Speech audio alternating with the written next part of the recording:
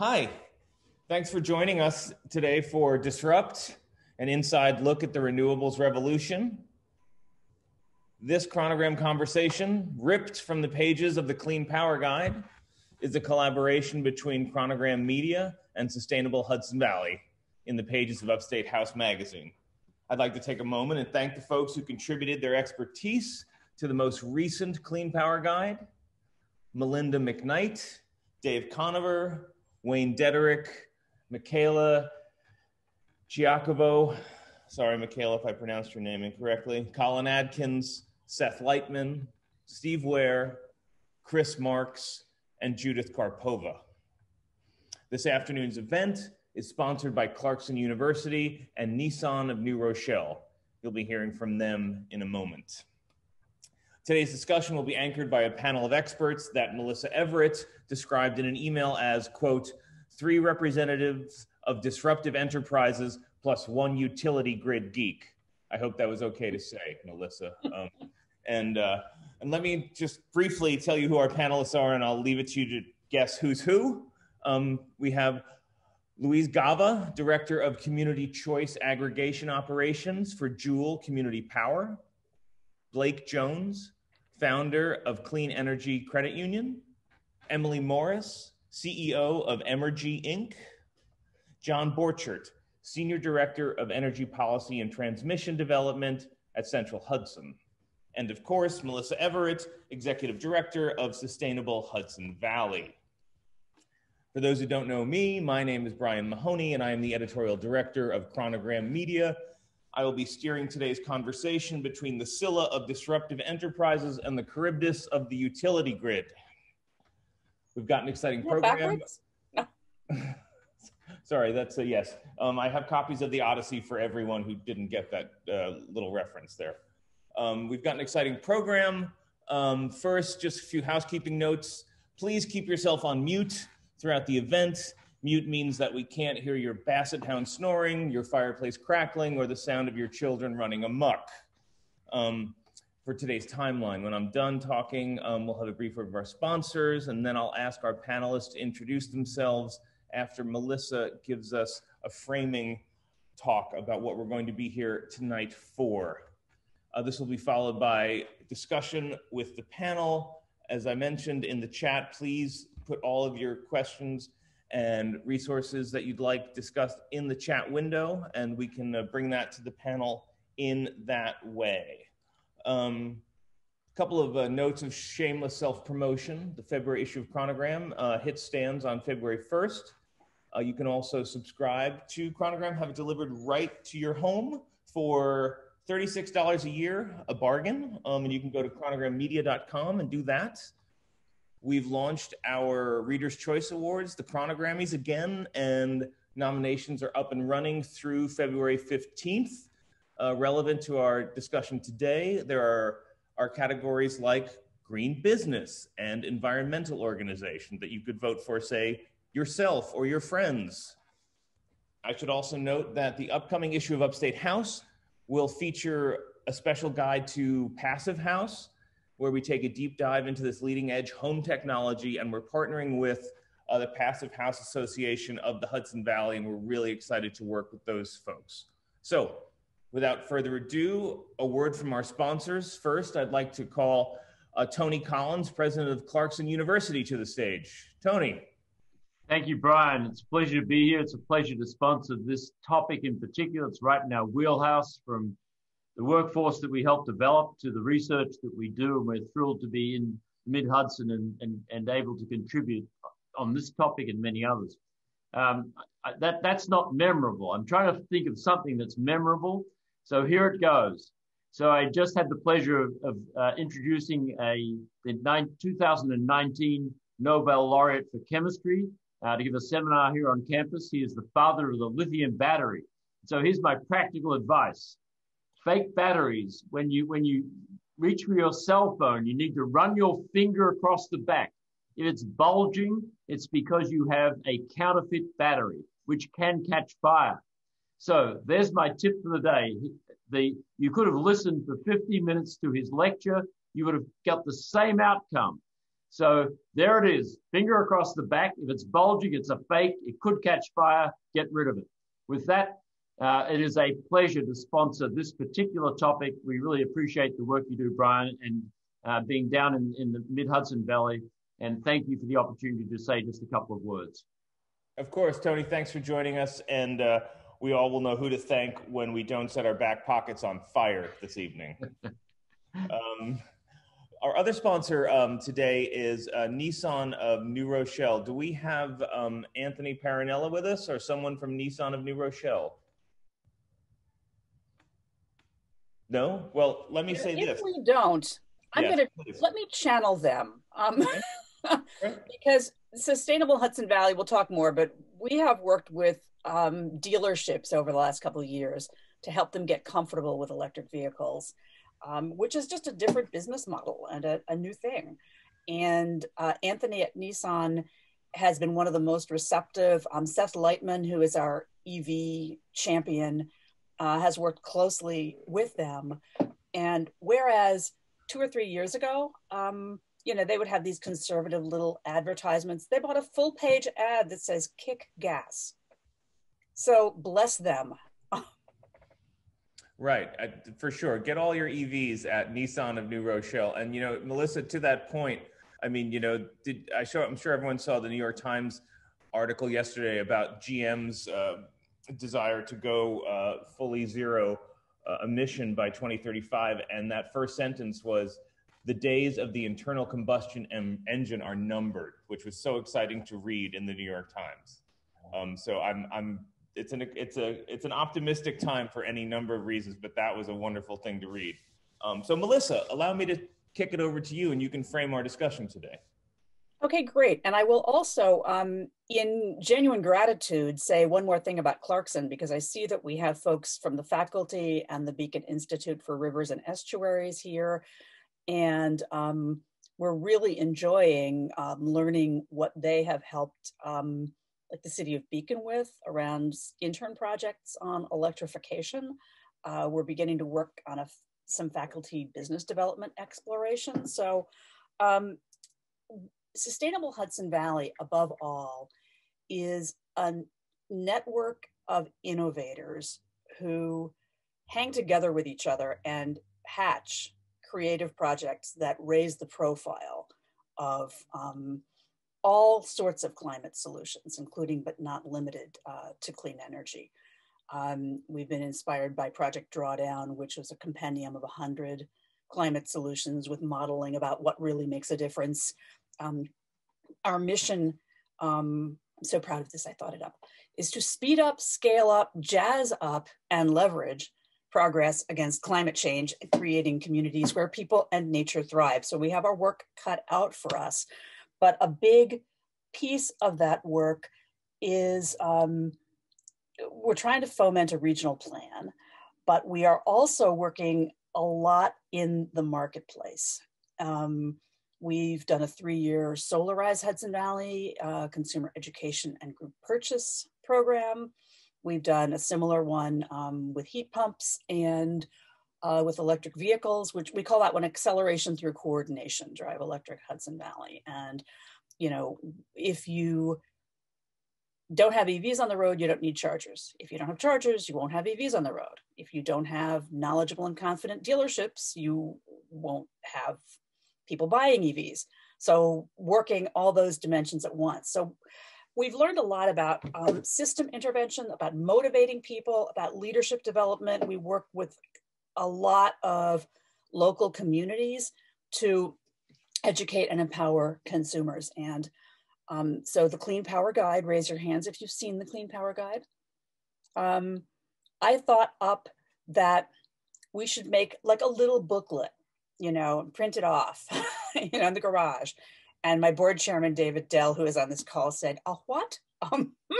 This is a marketable idea." And, we've partnered now for 3 years with Chronogram. I see many of the people on this call would be highly qualified authors for next year's Clean Power Guide. But it really is to be empowering, to support people in the decision, and to be a tool all year long for the outreach that many of you are involved in. So yes, it's an optimistic time. Oh, Brian, you wanted me to actually frame it just a bit in terms of where we are at. So that's us. Everybody on this call probably knows the Climate Leadership and Community Protection Act and the fact that we are committed as a state to 70% renewable power by 2030. And, you know, efficiency and storage and lot happening. And, you know, the electric grid is a thing of great complexity and a marvel and has been evolving over more than a century and is now going to have to be transformed. And the business and economic opportunities out there are more diverse than ever, it seems to me. So I was inspired, I think, to put this together by meeting some of the entrepreneurs in this conversation, by having almost had Central Hudson represented a year ago when we had to cancel the event due to COVID, and just thinking, what's the chemistry here? And, you know, there was something that I intuited that would be fun and useful. So I think about it in terms of a corporate change manager who was an old friend who said, you know, there are really two kinds of leaders. There's one kind that's about driving change. There's another kind that's about maintaining stability so that the change doesn't break the existing institutional structure. And I think what we've got the opportunity for today is to talk about the experiences of both the disruptive innovators and the stabilizers, and to recognize that going forward, we're going to have to work together. So that's my hope. That's great. Thanks, Melissa, for framing it that way. So I'm going to ask our panelists to just take a minute and tell us about their work. Louise, would you like to kick us off? Sure. Hi, good afternoon. Apologize if I stumble over my words. I just gave blood, so I'm a little lightheaded. But anyway, with that, here we go. So I'm Louise Gava. I'm the Director of Community Choice Aggregation Operations at Joule Community Power. They give you a really long title there, so it sounds like you're important. But the real thing I want to tell you about Joule and our work is that our job and our company has always been on focusing on greenhouse gas reductions and climate solutions for folks and at scales where they otherwise would have been precluded access. So it's always been about access and equity in the renewable space. And that started with Joule as a fund that literally addressed energy efficiency projects for folks who otherwise wouldn't have been able to access financing. And why I'm here today is a very different piece, which is, you know, we've spent the last 6 years helping New York build a regulatory environment, partnering with the utilities, partnering with, you know, CDG developers, the regulators. So we're straddling the line there between which box are we in, but helping build a regulatory environment that allows municipalities to offer renewables to everyone in their municipality automatically. Which is really where we're really able to look at some value streams that individual residents and small businesses wouldn't be able to access as easily, and create a situation where they automatically get the benefits. So it's a really exciting time. And again, we're sort of bridging that gap between how much are we disrupting the industry and how much are we actually helping it function in status quo, so that we can ramp up as quickly as possible to help ourselves meet our goals. And I'll just put in a plug that municipal officials are great partners in helping us meet these goals. They have a lot of power and they wield it very well. Wow, well said. Okay, I'm interested to hear more about your interactions with municipal officials, but we'll move on for now. Yeah. Blake, could you tell us a little bit about what you do? Hi, everyone. My name's Blake. My day job is at a solar company in Colorado, but I'm a volunteer at Clean Energy Credit Union. We started the credit union a few years ago because we wanted to help bring down the cost of financing for clean energy-saving projects. Clean Energy Credit Union is unique in a couple ways. First is that it's online only. So it's federally chartered. We serve the entire US, but we don't have any brick and mortar branches, so that we can save on that overhead and pass through the savings in the form of better loan terms. The second thing we do is we only provide loans for clean energy and energy saving projects. So you can get an auto loan with us, but it has to be for an electric vehicle. We specialize in solar loans, geothermal loans, other types of green home improvement loans. One of the things we want to do is bring down the cost of financing, not just by us doing it, but we're teaching other credit unions, other banks, how to do clean energy lending so we can have more competition, and that'll bring down the cost of financing. Everybody can get good loan terms to do more of these projects. But another thing that we do is there are a lot of people who are doing impact investing or socially responsible investing. People want to work in their careers at a company that does good in the world. A lot of people are conscious consumers and they vote with their dollars and want to buy from a company that's doing good in the world. But there aren't that many sustainable banking options. So at Clean Energy Credit Union, you can deposit your money there, you can do your banking there. Your money's federally insured, just like it would be at Wells Fargo or at Bank of America. But instead of financing fossil fuels, your money is only used towards helping somebody else finance their clean energy saving project. So Clean Energy Credit Union is about 4 years old now, growing very quickly, lots of loan demand. And we also need more depositors, people that own checking accounts and savings accounts, so we can keep funding loans. We have a partnership with NYSERDA, whereby every resident in New York can get a 0.5% rate discount on a solar loan or a geothermal system loan. Thanks for having me. Yeah, it's great to have you. I'm at pains to say that I was wholly ignorant of your operation until this event, and it sounds amazing, and I want to do my banking with you. Yeah, and I want to tell everybody. So you and I should talk more about how we can help spread the word on that. That's amazing. So thanks for being here. Emily, hi, would you give us a sense of what you're up to? Absolutely. Let me say, I want to bank with you too, Blake. So maybe you're getting a bunch of new customers here. But hey, everyone, my name is Emily Morris. I am the founder and CEO of Emergy. Emergy is a clean energy tech company that is innovating, manufacturing, and deploying clean energy projects that utilize water as the feedstock for power generation. And so as we've seen the clean energy boom over the last decade of over $2.6 trillion invested into new projects across the globe, we see that over half of that has gone to solar. And solar is great for so many reasons, especially related to its modularity and its flexibility, and now it's very low cost.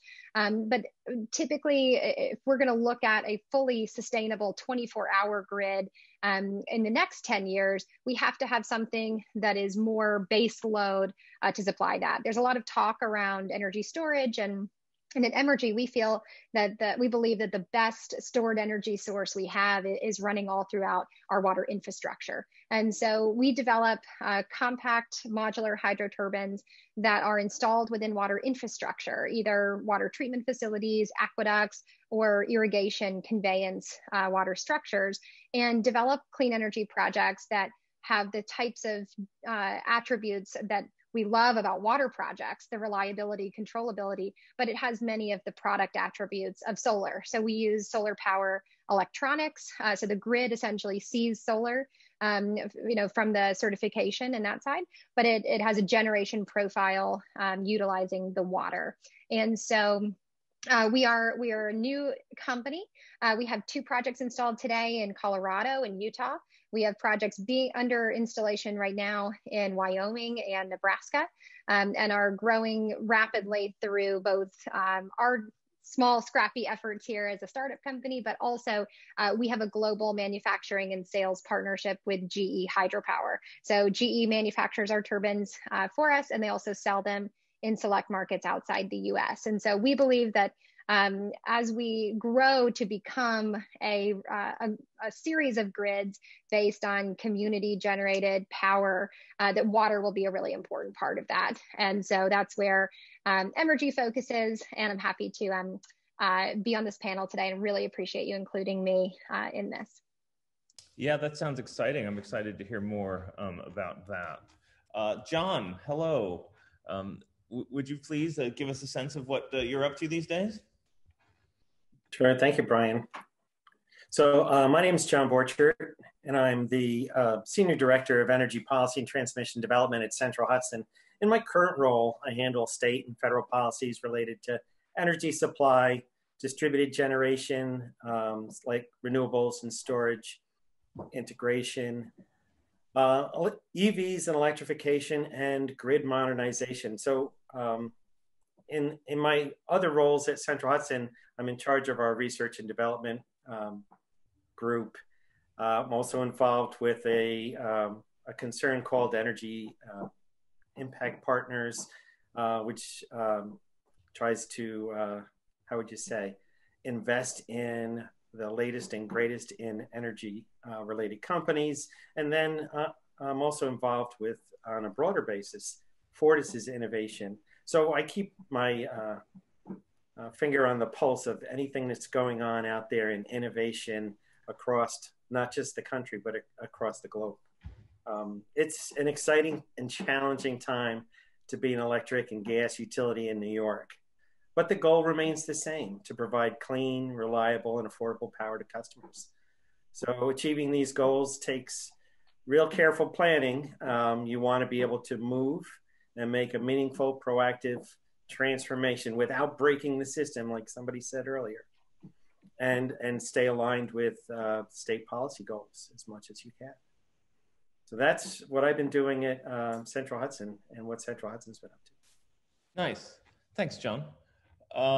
So my first question for the panel kind of piggybacks on something that you just said, John. Thinking about innovation, and this, I'm going to open this up to anybody on the panel. In the next few years, what kinds of innovation and market trends will be most significant for consumers?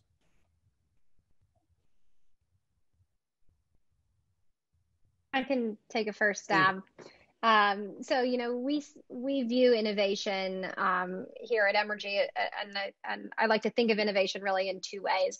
One is technology innovation. What are we seeing that will be more complementary to the grid and what will enable this more sustainable environment that we live in? And the other is innovation in financing, innovation in access, innovation in markets. And so, for us, when we look at really where Emergy fits, and I think this is broadly applicable, if we're really going to retire our fossil assets and those types of values on the grid, we have to see not just what can we replace the clean energy with, but what are the other attributes that are extremely valuable about that generation, that controllability, that dispatchability, and how can we create that with new tech? And so whether it's a fully formed microgrid that gives you the controllability and dispatchability with the storage and your generation profiles,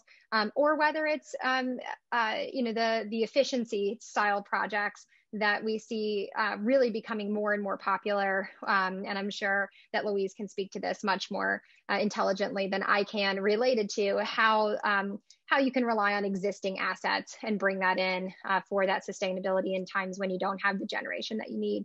I see that probably becoming a much bigger focus. And then on the market side, the financial innovation that others on this panel have talked about, related to how clean energy gets into more hands, and how more people, the general public, has access to that. I think it is going to be hugely valuable and actually incented in not just your utility rates or what kind of regulation comes down, and the pricing, looking at time of use pricing. We foresee innovation in that space that will incent more of these let's say, wise actions. Yeah, I'll piggyback there if that's okay, Brian, because my answer was actually going to be probably not what you expected, but it's the financial and regulatory innovation that actually makes it accessible for everyone. When we look at our low-income communities, when we look at our disadvantaged communities, these folks are not getting to participate in the clean energy transition, and that's just not going to work if we don't not only bring them along, but create a system that works for them. And so, we're at a pivotal point in New York, and the great thing I have to say is we are having the conversation, and there is movement, and there are a lot of people that care and know it has to be integrated. And so I think that, we've taken the first step. So that's what we really, it's got to work for everyone.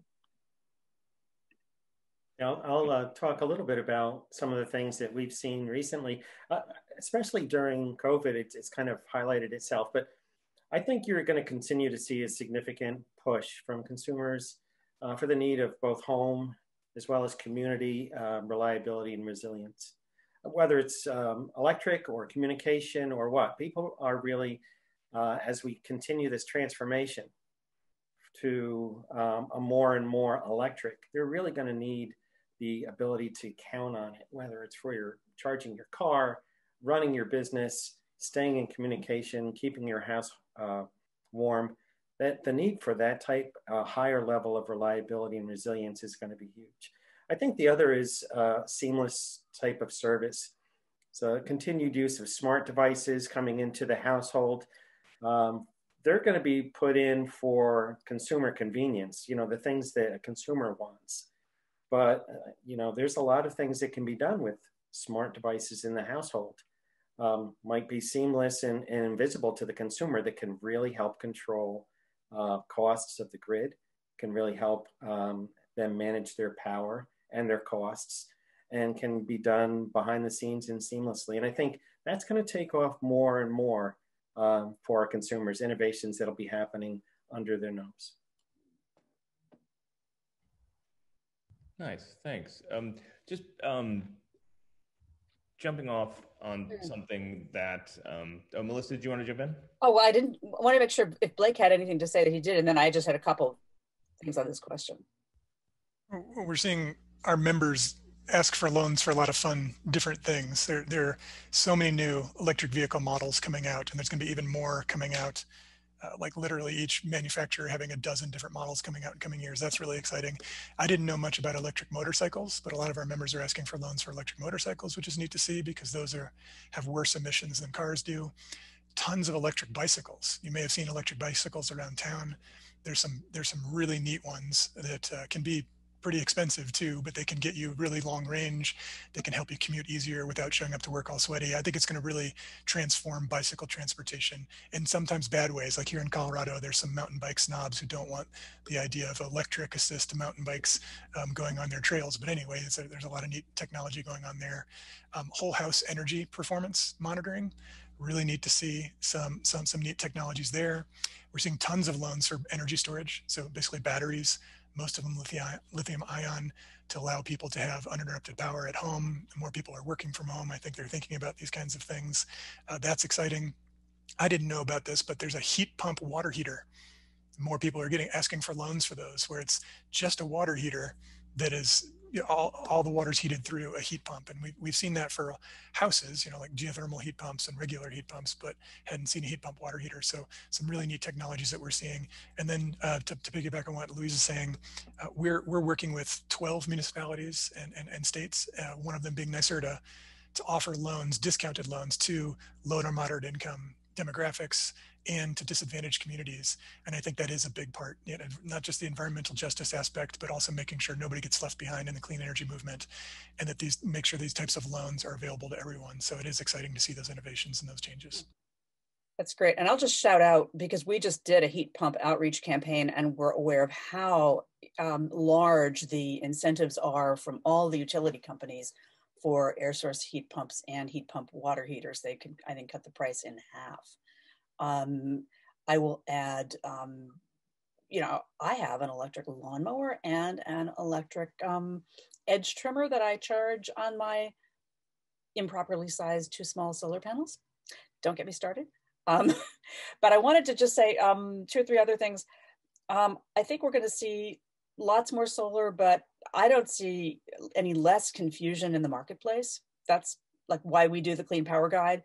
But, you know, if Tom Conrad is on this call, how many people has he personally explained the difference between community solar and community choice aggregation to? And, you know, I think we all are, you know, we're here because we want to help reduce the noise and empower consumers.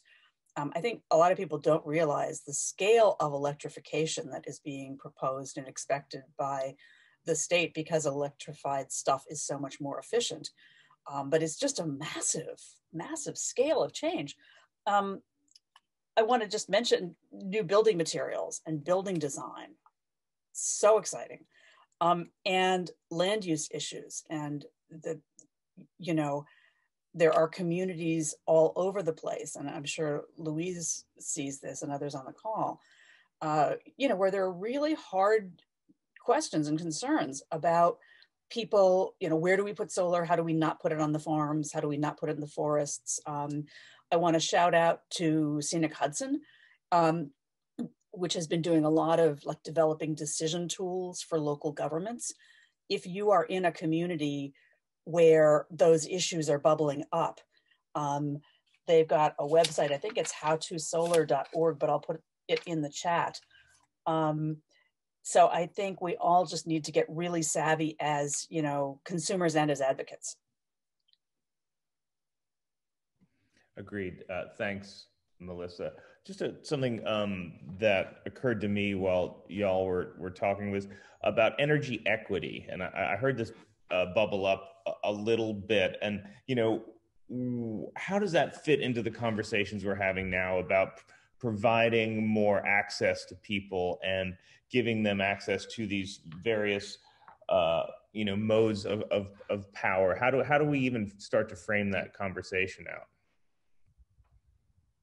Well, one of the things I'll just point out, a lot of the things that people said were so great, you kind of have to own your own home to really use them. And that's an issue right there. If all the structures and all the incentives are around things that your landlord makes the decision on and you don't, then again, you're automatically precluded access, from accessing these incentives. And that's why, one of the spaces that New York has had and hopefully will continue to develop in a positive way in the community solar, community hydro. We also do community hydro in New York, which is awesome.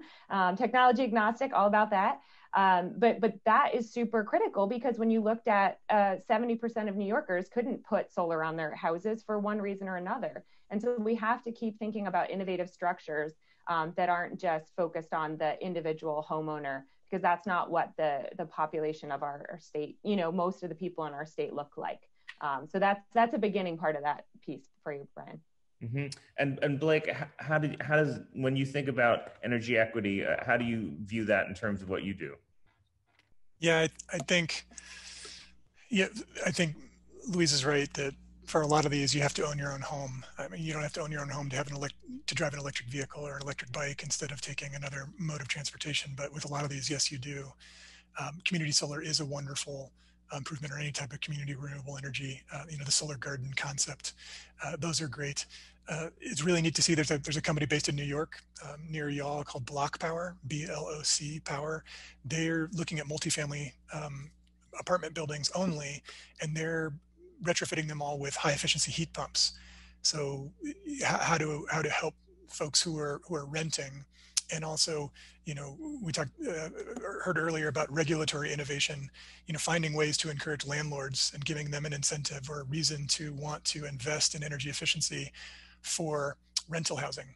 Because oftentimes, the electric bill, the utility bills are paid by the tenants, and they don't want to make a capital improvement that's going to cost them more money. But you can, through regulatory change, you can either require it, you can mandate it, or you can provide incentives for it. So I think there are a lot of neat ways to help address it. But one of the things that we're getting most often is we find a lot of folks who say, well, I might not be able to do these things, but I can still participate in the clean energy movement by depositing my money in a place where it's going to benefit the overall movement. And I feel really good about that because maybe I live in a high-rise apartment in Manhattan, and I take public transportation. I do all those things, but what else can I do? Well, you can still at least participate in the clean energy movement by depositing and investing your money in such a way that it helps out. So that, yeah, those are just some ideas that come to mind. Nice. John, how does Central Hudson think about this issue? Well, a couple of ways, some of which are in the programs that we offer. We make sure that areas that are underserved or economic justice areas are really taken into account. So, for instance, our EV programs and EV Make Ready programs, we allocate budgets that are specifically geared towards areas of the service territory that could be better served, whether it's an economic justice area or a low to medium moderate income area. We funnel some of the money specifically towards that. And we also focus on the fleet and multifamily dwellings in those areas and have offerings that will give higher incentives for make-ready charger work for chargers being installed in those areas. So that helps a bit. But, you know, I don't think you can stop there and just say, well, we'll carve out a part of the program. I think you have to still look at innovative designs. So whether it's when you're looking at an area that uses primarily public transportation or Uber or things like that, how do you help with that transformation? Those are innovations, I think, that are still waiting to come. Another project that we're involved with through Energy Impact Partners, there's a company out there that specializes only in smart devices and energy efficiency for multifamily dwellings. So they give them all the smart devices, but they work it through these landlords instead of going to the individual consumer. So they're going into a rental unit that's high efficiency, has all the smart devices, everything that they need to be able to operate and manage their house, but it's done through the landlord. Those are the types of things I think that we need to continue to move towards, invest in and promote innovation to help those that can't participate because of their rental situation or the fact that they may not be buying an electric vehicle. Well said. Melissa, Emily, would you like to jump in on this? I'm good. Okay. Yeah, I can add just a little bit on top of what Blake was saying, how it's not always direct access to clean electricity that matters in energy equity. And, you know, in our case, a lot of times what we see as specific examples are water operations entities. As we know, pumping water, treating water, moving water are highly energy consumptive at the municipal level. And so often, you know, being able to offset some of those electricity costs by generating it does have indirect benefits that can ultimately empower a more sustainable community and promote that equity there through potentially lower cost water or better access that way and having that shared. And then of course, you know, from the distributed power standpoint, you don't have to go outside the country to find locations where energy access is important. And while that may not be a really close to home issue in New York, we do have projects in Arizona right now where it is a first time energy access for either tribal lands or others that don't have reliability in their grid anytime they flip the light switch. And so developing projects, whether it's community solar, whether it's community hydro or other systems that can be brought in at an appropriate scale. You know, you don't have to build that next giant mega project in order to serve the local community in a real way. We're seeing the value of that becoming higher and higher as we go into 2021 and looking into the future. Nice. You know, speaking about, you know, building giant mega projects, let's talk about jobs. You know, I'm sure a lot of people are curious about jobs in this sector. You know, what kinds of jobs and what kinds of business opportunities are we envisioning as part of this growing clean energy ecosystem? I mean, I think I'm thrilled with the entrepreneurs we have here because they reflect the diversity of business opportunities. I think one of the big points about jobs is the scale that needs to happen, the training that needs to happen, and the access to training that needs to happen. We have in our SUNY community colleges good, like wizards, instructors, and program designers who have laid really good groundwork. But the outreach, especially to a, you know, really diverse, you know, pipeline, it has to happen. And I saw a study recently that I think only 7% of the leadership in the solar industry is people of color. And whereas there's been a great big bump in the number of solar companies that have diversity, equity, and inclusion plans in place, which is a good first step. But anyway, that's what I wanted to throw in. Yeah, from Central Hudson, you know, in the energy sector, obviously there's still and always will be a need for a large traditional workforce. You know, people who are out there, they're going to engineer, design, construct, operate, repair, maintain distribution and transmission facilities.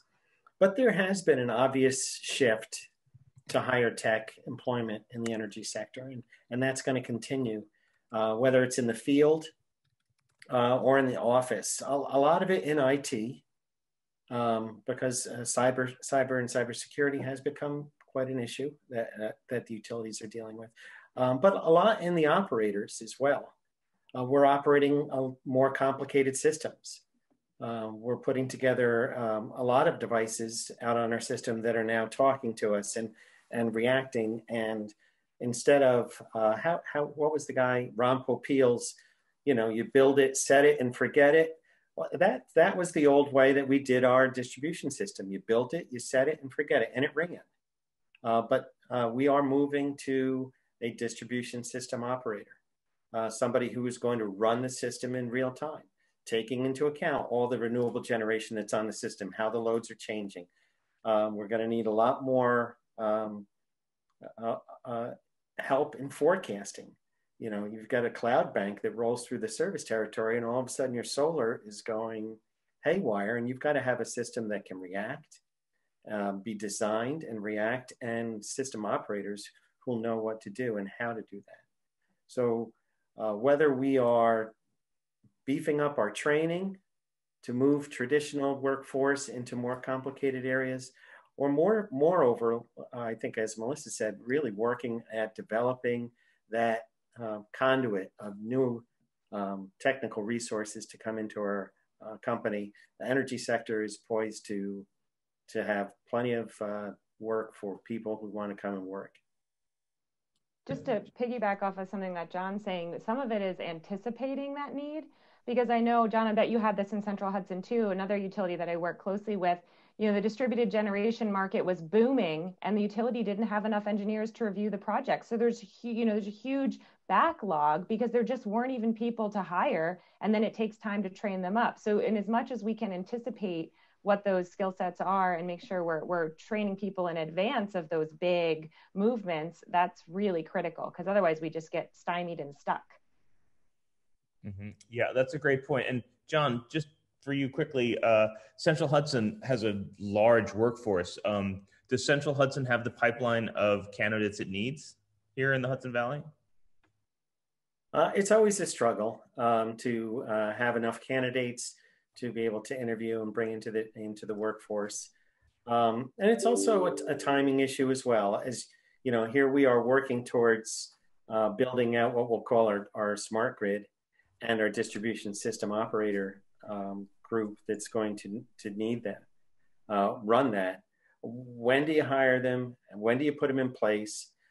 It's hard to put them in place before the thing's up and running, but you have to have them there on day one. So making sure that the timing is done well. The idea of do we have enough people to review solar applications? We did 2 years ago, maybe not this year, because the ramp up is incredible. So it is tough, and it does take quite a lot of time to find the candidates, do the interviews, onboard them, train them, and get them up and operating. So we need to be able to have and build some bench strength and allow us to hire them prior to the need. That'll help a lot in moving on renewables and getting our systems up and running from day one. Mm-hmm. Okay. Let's talk policy a little bit. Where are we at in terms of policy? And I'm thinking about New York State. New York State, has a visionary climate law now. I mean, what's happening in Albany as the state figures out how to implement this vision? Are we going to hit this?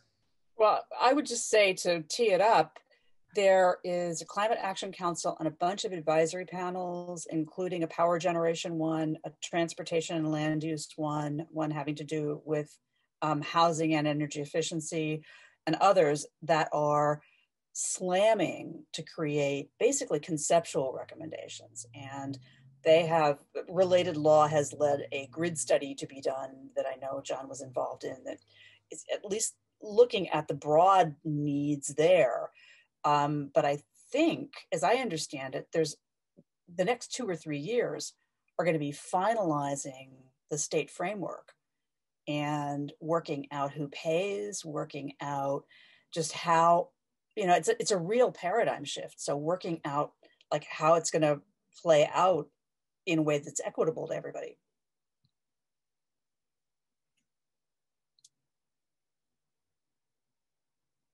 No problem. Yeah. So since my job is primarily energy policy in New York State, I better jump in here. So I agree with Melissa. There's a lot going on in state policy, and the shift from what were primarily in the past aspirational goals to now, codified in law goals is a big difference. It's actually added a lot of policy alignment in New York now, because there is what you might call, from each sector, there are groups that are working to align these policies to meet these goals. So I see New York moving in the right direction when it comes to some of these policies. The work that they had us and NYSERDA do to see what would it take to fit all these renewables onto your systems, whether it's the bulk system, our local transmission system, or a distribution system. What will it take? And having the utilities sit down and pull together those studies in a very short order was very helpful. It allowed us to work together. It allowed us to set some direction. And to me, I see this now also moving forward so that the utilities have a path to investment to make sure that renewables can fit on the system. As Melissa said, this is a bit of a shift, though, when it comes to cost equity, because in the past, if you wanted to fit on the system and you were a generator, you paid for the upgrades to fit on the system. So this is somewhere in between, in which you've got, in some cases, the generators paying for interconnection costs, the developers paying for interconnection costs. And in some cases, they're asking us to build it into plans that could go more broadly allocated to ratepayers. So this is something that we are going to be working our way through from a policy and a regulatory view over the next year. But at least it is a path forward and a recognition that in order to really make New York renewable, 100% renewable, there needs to be some infrastructure to allow this power to move, get onto the system and move to where the loads and customers are. Well, you sound excited about that. If I was in your shoes, I'd be terrified. But yeah, change happens when we have to move, right? So let me, we're running out of time, but I want to just ask you guys a little bit about the Biden administration is proposing a major federal investment in updating the grid. Why do we care? Why does that matter so much? And what's really involved in that?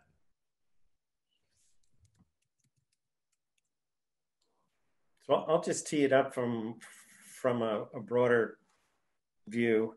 It may not matter as much to New York as we think, because I think New York is still, we're a single state independent system operator. We've got all local utilities, and the federal investment on bulk power system might not play as much in New York. But I did see at a meeting just earlier this week a picture of the United States and the amount of wind resources across the entire Midwest, and projections of how those wind resources are growing.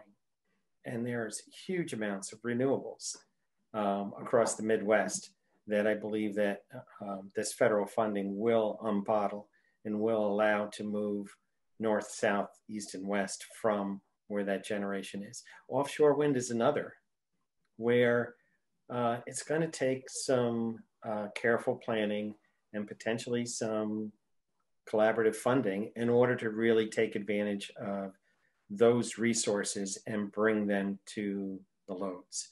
So I think that's where we will see a lot of that funding go, and it may not be as New York centric as it is across the entire country.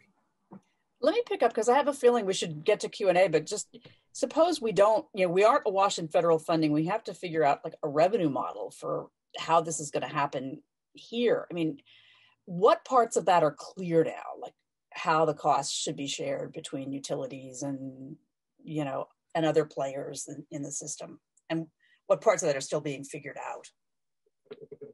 Well, remember that through the Clean Energy Standard, I mean, every one of you on this call that pays an electric bill in New York is already paying for this transition. And it's going to go up every year. Well, I shouldn't say. The percentage that you're paying for is going to go up every year. Probably the price will, who knows, depends on how that all comes onto the grid. But we're already paying for it, whether you see it as a line item on your bill or not. Got it. I mean, maybe we should just let these people go from the policy weeds and ask about what they're looking forward to. Yeah, that's great. So I can make one more comment if that's okay. Please. Not so much on the policy side, but coming from the startup entrepreneurial perspective, the kinds of announcements that have been made at the federal level about nationwide investment into climate and grid modernization and all of that attracts, of course, a whole compounding effect of private investment. And so when you think about sort of going back to both jobs and what do we think this means for New York, I think the excitement that we see in the private markets, investing into companies like Emergy or companies like other solar development companies or even energy efficiency companies, and growing in the let's say spawning additional innovation is something that we're seeing firsthand. We're seeing, the activity in investment. We're seeing activity in more opportunities for development, and just I would say more opportunities for growth. And so ultimately, while I think we can think specifically about what impact does one federal dollar have on one environment, we can't overlook how much additional capital and interest that brings in from the private markets too, that I think will result in a much more exponential benefit. Cool. And I see a quick question for John from the chat that's just, do any of the states that are really fast tracking renewables like Texas, California, Massachusetts serve as models for us? That could be a yes, no, or maybe. We obviously keep an eye on what's going on in Texas, in California, and where these are happening. Are they direct models for us? I think in some ways they are examples of what not to do. Sometimes they're examples of a potential path forward. So we're kind of always keeping an eye on what happens. Over the summer, we did have some issues in California that were somewhat related to the inability to keep the system stable. And we are keenly aware of the importance of not having those issues happen in New York. So that will influence the way that we, plan our path forward to make sure that we don't end up in a situation of a shortfall of energy, renewable energies, and that our system stays stable and reliable. So thank you. I think the federal dollar question also, there is the opportunity to use those funds as multiplier. So if you really want to have a utility or a developer build transmission, you don't have to provide the investment for that. But you do have to provide, say, incentives and rates of return that are more attractive. So federal dollars that are geared towards incentives can really be a huge multiplier to help utilities make that jump towards investment, or developers, national developers build transmission lines. So that may be more of where the dollars show up to help build out a federal bulk transmission improvements. Nice. Okay. As we're running low on time, we're going to go into a lightning round, and I'm going to ask all the panelists to answer the following question. What are you most excited about in your work over the next 3 to 5 years? What are you most looking forward to working on? Emily, we can start with you. Oh man, I have to go first. That's not fair. There's so much to be excited about. There's never been a better time to be in clean energy. Like I said, with not just the political momentum, but the industry momentum and from the capital markets momentum. And so for Emergy, we're actually doubling the size of our company this year. And I'm super excited about that from the standpoint of a startup and leading an organization to grow. We have several megawatts of development across the US that we're looking at this year, as well as internationally with GE on some cool energy access projects as well. So I would say that seeing how hydro can really complement this growth in a distributed grid in a decentralized way is something that I'm super excited to watch how that can evolve in the coming 3 to 5 years. I'm excited to see more hydro as well. That'll be exciting. Louise, what are you looking forward to? It's my day job to do education of municipal officials and their residents, and it is such a joy to watch them have light bulbs that are, LED go off on top of their head and understand things about what happens when they turn the light switch that they've never done before, they've never understood before. So, we're not going to easily get through all of this kind of some of the regulatory change and some of the rate change that's going to impact all of us without a higher level of understanding of these things. So I just love taking us one step further down that path. Nice, thank you. Blake. I think I'm most excited just about the electric vehicle revolution. How when you think about just 2 years ago, where auto manufacturers were and where they are now with the huge commitments they're making, and the big one that General Motors just made the other day, Ford's already made one, Volkswagen, they're all making them, the billions of dollars they're investing, the number of cars they want to have in their fleets or have their fleets be 100% electric powered. It's just really exciting. And I'm excited to see all these new models are going to come out in the coming years. I know you're going to have to get big to be able to fund all these auto loans. We're up to the challenge. All right. John? Well, the next 3 to 5 years, other than retirement, I'm really looking forward to seeing our grid modernization. This is a project we've been working on since 2014, and it'll be done in the next couple of years.